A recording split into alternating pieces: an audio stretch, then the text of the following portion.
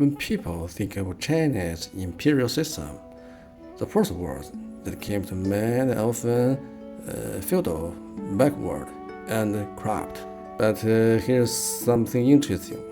A system like this actually lasted for more than 2,000 years. Why? Because a system that lasted that long is never held together by force alone. It must give opportunities to some people, a status to others, and benefits to others still. In other words, there were always people who were willing to protect it, even actively protect it. So, who were these people? Let's start with the first group. Surprisingly, it was scholars from poor families. Think about it. A child from an ordinary farming family would otherwise didn't have to enter the center of power almost long before the imperial exam system appeared. Political results were controlled by powerful noble families and passed down through generations. Outsiders had almost no way. But once the exam system arrived, everything changed. A child from a poor country actually had a chance to pass the exams and enter the imperial court. For these people, this system was both a restriction and their only hope.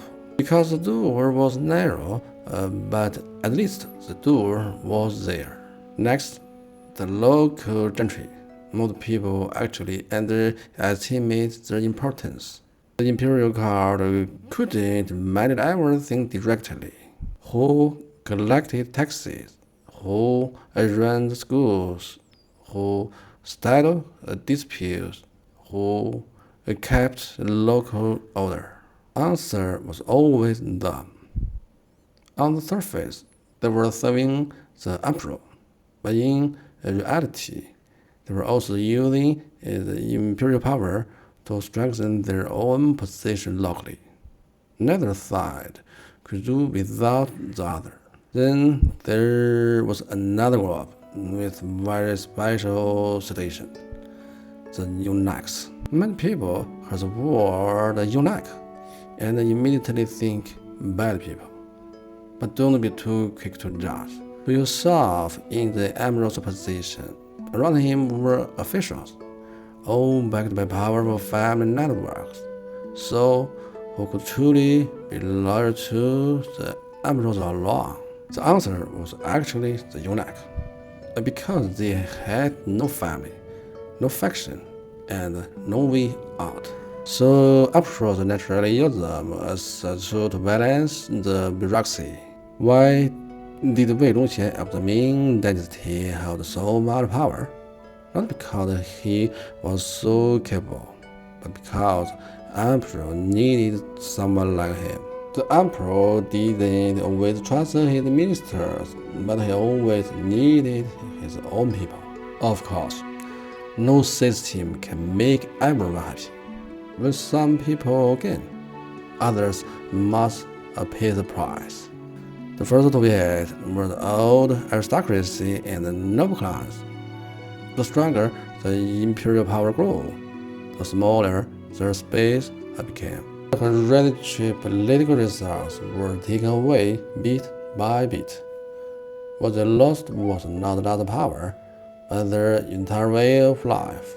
There was another group who also had a very difficult time: the truly capable officials.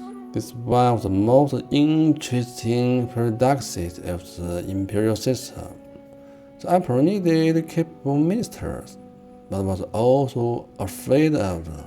Because the more capable you were, the greater the potential threat to imperial power. Zhang Jizheng is a perfect example. When he was alive, the whole country relied on him to function. After he died, he was immediately purged. The greater your achievements, the closer you often were to danger. Finally, the merchants. The Shanxi merchants traveled everywhere, and had enormous vows. But wherever they went, they still had to bow to officials. Because in this system, wealth never automatically mean power. When the political wind changed, that wealth could disappear overnight. You could be rich beyond measure, but without power, you were always one step below. At this point, I will notice something strange.